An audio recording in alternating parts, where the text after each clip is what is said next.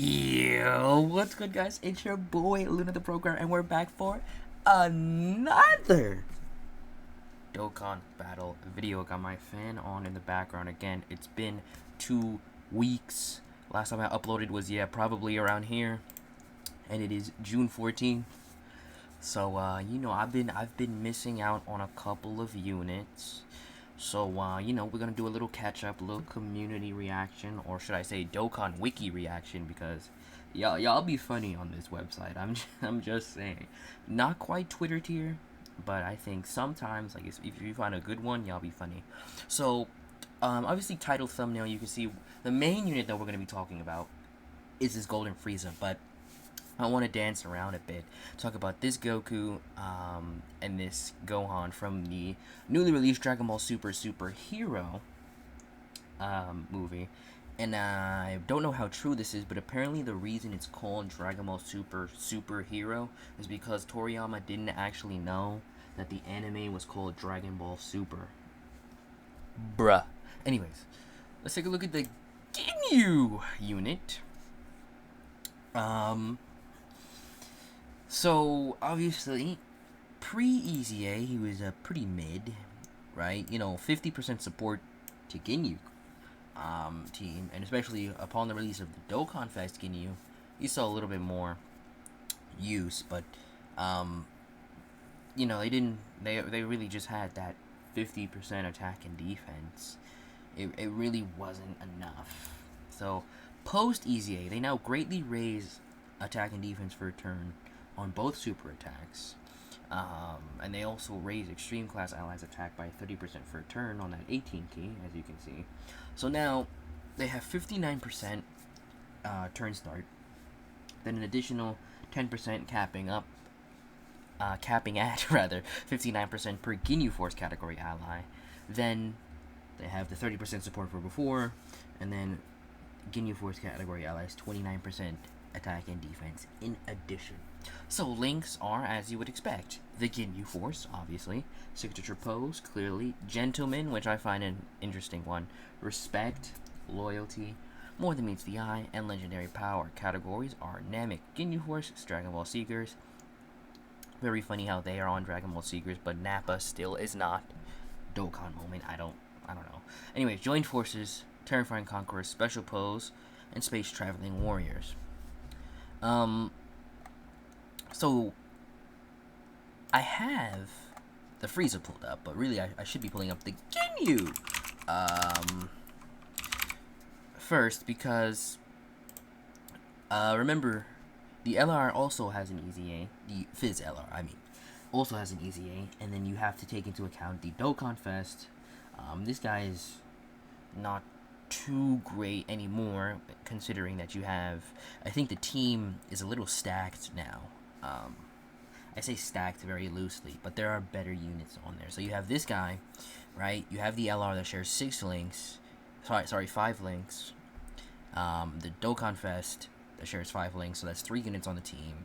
You're probably going to be running these 2, so that's 5 units on the team. And then you have your pick of 6 units. I say you have your pick, but I use that very loosely because there's no one else. Right, there's not really a large selection of units for these guys specifically, because obviously if you're just running Ginyu, you might have a little more because Ginyu has fierce battle, right? But yeah, it's clear that you only want to run Ginyu Force units. So Ginyu does lead terrifying conquerors, so I'm thinking what you could do is you run Ginyu lead, right? You run this guy, you run this guy, you run these 2, and what you do is you do a little trolling and throw on AGL Turles. Think about that one. You throw on AGL Turles because he supports, he stuns, he's debuffing, he's doing all types of good stuff. He's not going to be sharing too many links. In fact, I think he'll share 1 whole link with Ginyu. But he'll be on Terrifying Conquerors, Space Traveling Warriors, So those 2 teams, if you want to do it, you could.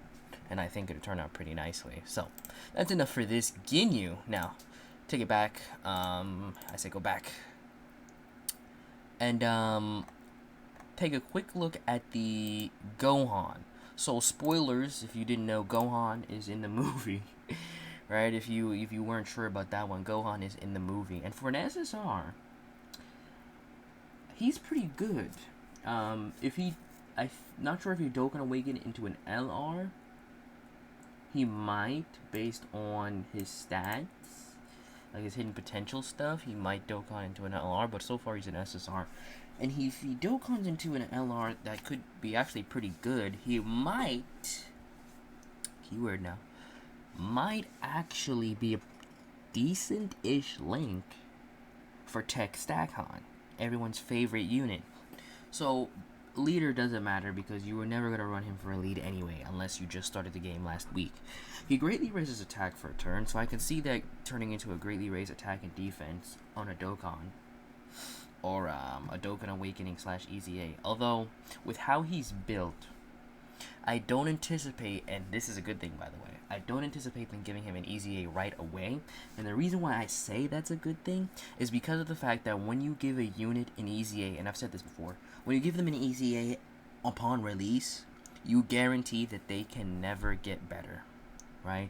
You can throw in all the support in the world, you can throw in all the leader boosts in the world, but that's not going to change the fact that they, by themselves, will not get better and will thus depend on other units to make them better. So, like I said, you Dokkan Awaken them, okay, great. That still leaves the door open for an EZA down the line. So when they get outdated, then you can say, oh, just give them an EZA. But if you give them an EZA now, you know, a la Roshi, a la that Goku Black card for 5th year, you know, you guarantee that they will age out pretty fast, and I really don't like when they do that. So, anyways, tangent over. 100% at turn start now. The reason why I say... Ooh, hold on, favorite phone call.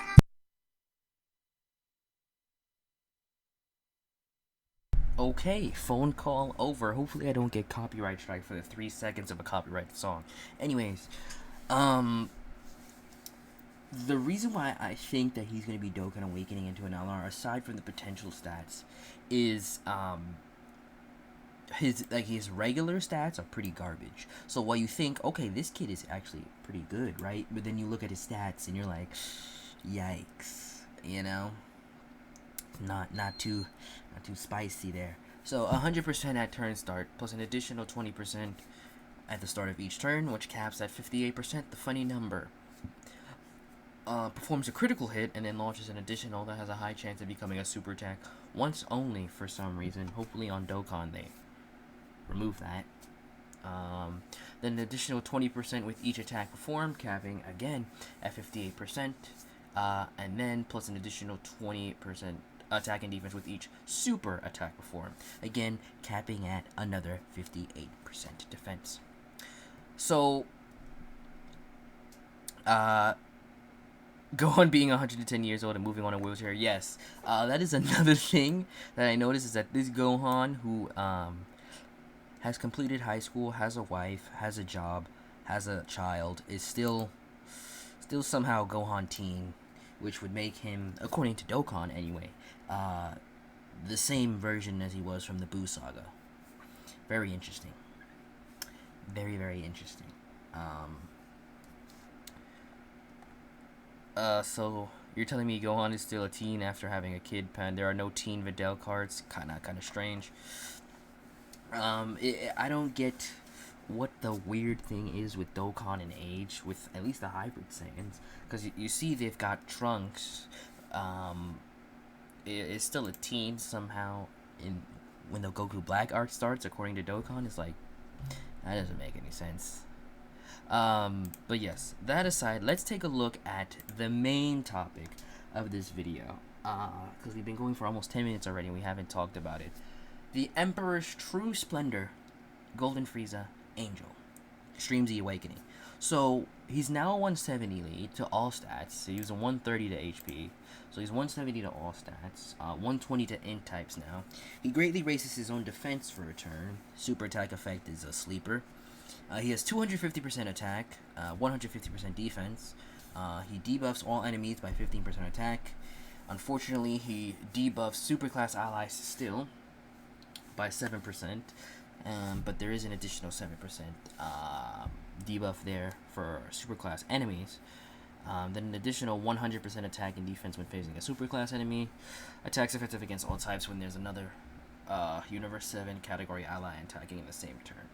Now, I really do want to like this unit, and in fact, when I first saw him, I did. Cause you know, I've had him Rainbow for a while. He's decently link leveled, but there are a couple of things wrong with this. So, 250 and 150, that's good. Greatly raised defense, that's good. Debuff, that's good. Superclass ally debuff is where we start running into problems. That's kind of a yikes. Then he has an additional 100% defense and attack when facing a superclass. Now, while that may be the majority of the game, I would still like it to be not an arbitrary restriction. That's just me. I think that restriction is fairly arbitrary. Then he's super effective if there's another Universe 7 category ally attacking in the same turn. So let's quickly take a look at Universe 7, because reminder, he's debuffing superclass allies, so you're never going to want to do that. So let's see. Okay, superclass, superclass, super, super, super, super. Okay, super, super, super, super, super, super, super. Ooh, extreme. Extreme. Let's see how many links they share really quickly, right? Just humor me for a minute. Let's see how many links does he share with them. Okay, that's 6, 5, 4, 3. Okay, 2. Oh, 2 links and 2 teams. Okay, so no, super, super, super, super, super, super, oh, super, super. Oh, there he is, super. Ooh, extreme class. Let's see. These guys, let's take a look at them. All right, they suck. So let's see. Who else is on the team that you could possibly use? Okay. The TY. Oh, that's it, right? So you get what I'm going for. He has one partner, because you're not going to be using any superclass allies because he'll just debuff them, and why would you want that when you could just as easily not have Frieza on the team and just replace him for another Universe 7 unit, you know? So he has one partner, and that is in Fizz, Angel Golden Frieza, who is still decent-ish, even though he does be starting at a calm 100k defense at turn start, Super Battle Road unit. And he has some nice links. Like you said, you see the partners here. This guy supports, there's his partner. This guy supports. That's his transformed state of this guy. If this guy gets a Dokkan Awakening, could actually be quite nice. This guy's bad, possibly bad, possibly on Super Battle Road, bad, could be bad, but I kind of like him actually. He's kind of mid these days. Goat unit, bad, TUR, bad. You know, and then Cooler here, transforming Frieza, you got 7 forms there. Zanya, for some reason, shares 3 links, that's interesting. But you can see that he doesn't have too many super good partners. You know, like I said, he has a handful of notable ones, right? And that'll definitely work. Obviously, his best, and I would say his most consistent partner you're going to want to use is either this guy, the LR, or this guy here. Because the LR will be strong enough to tank hits. This is on Super Battle Road. To tank hits and, you know, kill enemies. Because this guy, reminder, unless, you know, he's at 150, but pre-super, he's not going to be looking amazing, right? He's going to be looking decent. You know, he's going to be decently up there. He has stuff, right? You know, he's better than before, but I do see him aging. Yeah, I can agree. His debuff is great. Yeah, we do need a 200%. If he gets a 200%, he'd be looking definitely better here. Should have massively raised defense. Yeah, true. When performing a super attack unrestricted. Yeah, true.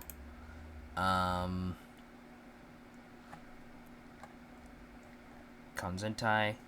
Too many Too many words from a good EZA, but didn't get enough. I think that's good. But his defense is lower than I thought. Yes. He'd at least be a valuable unit. It turned him into an average unit who's going to become obsolete by the time next generation. His EZA is a failure comparable to the one they have Super Saiyan 3 Broly. I don't know about that one, but I do think they made it very hard for him to you know, last long. Because again, it's similar to a situation that I said earlier with Gohan. He's not, and until he gets a 200% leader, he's not going to be doing much. You know, his stats are going to be staying the same. You know, and with units continually getting stronger and stronger, and as you can see, many units are now stacking something. They're stacking something, whether that be defense, whether that be attack, whether that be attack and defense, whether that be dodge, you know, whether that be whatever it is. Or, you know, they have a universal condition that they will always get. However, you know, this guy is super effective with one partner, you know, or he gets his additional when facing a superclass enemy. Again, that is a large part of the game, but still, I'm a little disappointed by his EZA. Like I said, I like him, and he is a decent, even good unit, but I do agree with the sentiment that he is not very future-proof, and he will fall off before the end of this year, you know. And units don't have to last forever, but with how good other recent units are, it's a little disappointing to see a unit that doesn't really seem to be future-proof. You know, like I say, even someone like Turles is future-proof because he's healing, he's debuffing like Frieza, but he's also healing, he's also supporting. You know, supporting is something that never gets old. Even upon release, to the point where he got his EZA, people were still using him even though he was bad because he supported, you know, because he debuffed, because he had the stun. But there's nothing like that here. He has no stun. His debuff is nice, but at the same time he's also debuffing allies for some reason. You'll be like, okay, well, you weren't going to use him with superclass allies anyway. You'll be like, okay, so now a part of his kit is contingent on his one partner, which is a little disappointing. Anyways, that's going to wrap it for us this time. Leave a like if you enjoyed the video. Leave a dislike if you didn't enjoy the video or didn't learn anything. My name is Luna, also known as Luna the Programmer, and I will catch you guys in the next one. Peace.